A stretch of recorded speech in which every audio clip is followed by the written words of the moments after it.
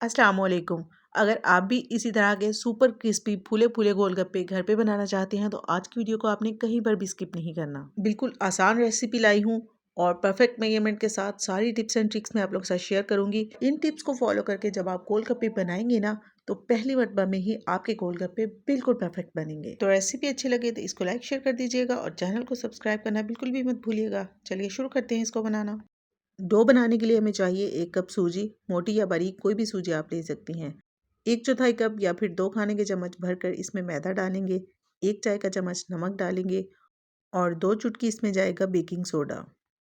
चीज़ों की क्वांटिटी का आपने बहुत ध्यान रखना है। बिल्कुल सिंपल सी चीज़ें हैं, वही चीज़ें जो आपके किचन में मौजूद होती हैं। लेकिन अगर क्वांटिटी कम या ज़्यादा करेंगे तो आपके गोलगप्पे सही नहीं बनेंगे। थोड़ा-थोड़ा करके इसमें नीम गर्म पानी डालेंगे और इसको मिक्स करते जाएंगे। अभी हमने डो को ज़्यादा सख्त नहीं करना, थोड़ा सा सॉफ्ट रखेंगे क्योंकि सूजी बाद में फूलेगी भी। बाजार के गोलगप्पे तो आपने बहुत मरतबा खाए होंगे, लेकिन इस आसान से रेसिपी को फॉलो करके एक मरतबा अगर आपने घर पे गोलगप्पे बना लिए तो आप दोबारा कभी भी बाजार से गोलगप्पे नहीं खरीदेंगे। डो को अच्छे से मिक्स करने के बाद इसको हम तकरीबन आधे घंटे का रेस्ट देंगे ताकि ये थोड़ी सी सेट हो जाए और सूजी भी अच्छे से फूल जाए। आधे घंटे के बाद इस तरीके से स्ट्रेच करते हुए हम इसको गूंद लेंगे और गूंदने से पहले अपने हाथों को थोड़ा सा ऑयल या फिर घी लगा लेना है ताकि दो हाथों के साथ चिपके नहीं। तकरीबन 4 से 5 मिनट तक आपने इसको इसी तरीके से गूंदना है ताकि ये अच्छे से सेट हो जाए। डो को गूंदने के बाद दोबारा से इसका पेड़ा बना लेंगे और इसको तकरीबन 5 से 6 मिनट का रेस्ट देंगे ताकि ये थोड़ा सा सेट हो जाए। रेस्ट देने के बाद पेड़े को पतला सा बेल लेंगे। अच्छा, वैसे तो ये वाला तरीका भी बहुत ज़्यादा आसान है, लेकिन अगर आप चाहें तो एक दूसरे तरीके से भी बना सकते हैं। उसके लिए आपने करना ये है कि जितनी भी आपके पास डो है उसके आपने छोटे छोटे साइज़ की बॉल्स बना लेनी है और फिर एक एक करके आपने इसको बिल्कुल बारीक बेल लेना है। लेकिन मुझे पर्सनली ये वाला तरीका ज़्यादा आसान लगता है। डो को बेलने के बाद हम इस तरीके से कोई भी कटर ले लेंगे और इसको राउंड शेप में कट कर लेंगे। एक्स्ट्रा डो को हटाकर दोबारा से इसका पेड़ा बनाएंगे और दोबारा से इसको बेलकर गोलगप्पे बना लेंगे। तो 1 कप मैदे से तकरीबन 50 से 60 गोलगप्पे बनेंगे और डो को आपने इस तरह से बिल्कुल बारीक बेलना है। एक्स्ट्रा डो को हटाने के बाद हम इसको कपड़े से कवर कर देंगे ताकि ऊपर से खुश्क ना हो। गोलगप्पे को फ्राई करने से पहले आपने ऑयल या फिर घी को बहुत अच्छे से गर्म कर लेना है। ये सबसे इम्पॉर्टेंट टिप है जिसका आपने ख़ास तौर पर ख्याल रखना है।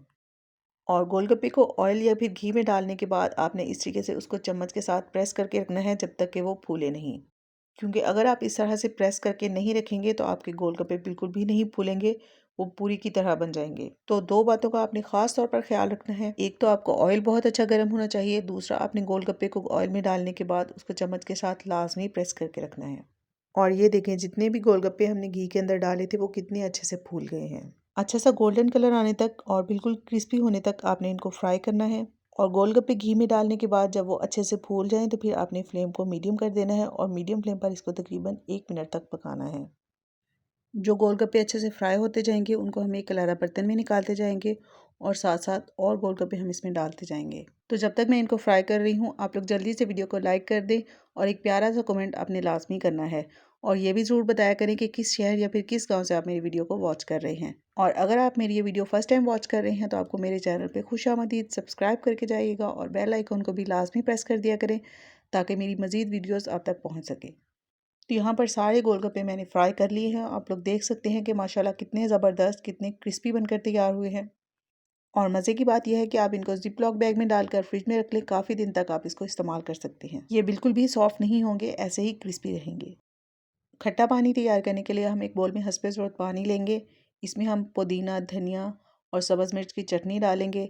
4 खाने के चम्मच इसमें लेमन जूस डालेंगे। तकरीबन आधा खाने का चम्मच या फिर हंसपे ज़रूरत इसमें चाट मसाला डालेंगे। 1 चाय का चम्मच नमक डालेंगे और अच्छे से इन सारी चीज़ों को मिक्स कर लेंगे। और लास्ट में इसमें हम थोड़ी सी फुल्कियाँ ऐड करेंगे।